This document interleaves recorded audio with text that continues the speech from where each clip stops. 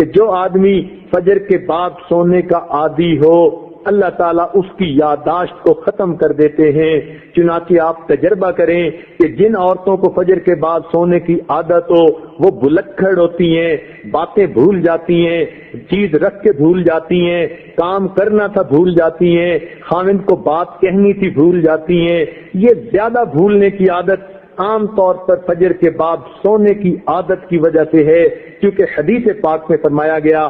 اور بعض روایات میں تو یہ بھی آیا کہ حلال رزق ان کے لیے تنگ کر دیا جاتا ہے، لہذا ان کو ادھر ادھر کا ملا جلا تو بہت کچھ مل جائے گا، حلال رزق کے دروازے بند کر دیے جائیں گے فجر کے بعد سونے والوں کے لیے۔ ہاں کوئی آدمی ایسا کہ جس کی ہے ہی ڈیوٹی رات کی، وہ اگر ساری رات جاگا فجر پڑھ کے سو گیا تو وہ اس بات سے خارج ہے۔ ہاں وہ اللہ والے جو راتوں کو جاگتے ہیں وہ عام طور پر اشراق کی نماز کے بعد پھر تھوڑی دیر آرام کرتے ہیں۔ اشراق کے بعد سونا بالکل ٹھیک ہے، بزرگوں کی عادت رہی ہے، مگر فجر اور اشراق کے درمیان حد الوسع نہیں سونا چاہیے، سوائے اس کے کہ رات کا حصہ انسان اتنا جاگے کہ اب یہ سوچے کہ نہیں سوؤں گا تو سارا دن مجھے کام کرنے کے اندر رکاوٹ ہوگی، پھر اس کی اجازت ہے۔ عام عادت نہیں بنانی چاہیے۔ دیکھا یہ گیا ہے کہ جن گھروں کے اندر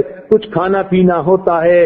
اللہ تعالیٰ نے دیا ہوا تو وہاں پر صبح کے وقت اسی طرح سوئے پڑے ہوتے ہیں بلکہ موہے پڑے ہوتے ہیں، پورا گھر قبرستان کی طرح لگ رہا ہوتا ہے کہ سورج نکل چکا اور گھر کے لوگ جاگ بھی نہیں رہے ہوتے۔ اس لیے کفر کی دنیا میں صبح کا ناشتہ سیریل کا انہوں نے بنا لیا، نہ کچھ پکانا پڑے اور نہ کچھ تردد کرنا پڑے، بیوی اپنے وقت پہ جاگے، خاوند اپنے وقت پہ جاگے، بچے اٹھ کے سکول جاتے ہیں تو وہاں مائیں ان کے لباس پہلے ہی تیار کر کے رکھ دیتی ہیں، ان کو کہتی ہیں بیٹے صبح اٹھنا الارم لگا کر سکول جانا ہے۔ بچے اس لیے کہ سکول اگر نہ جائیں وقت پہ تو ان کو استاد کی طرف سے جھڑکیاں پڑتی ہیں، سکول کے اندر سزا ملتی ہے، وہ اپنے وقت پہ اٹھتے ہیں اور چھوٹے چھوٹے بچے اپنے کپڑے خود بدلتے ہیں، سیریل کا ناشتہ، ٹھنڈا دودھ بھی مل گیا اور کہیں سے ان کو جو ہے وہ کوئی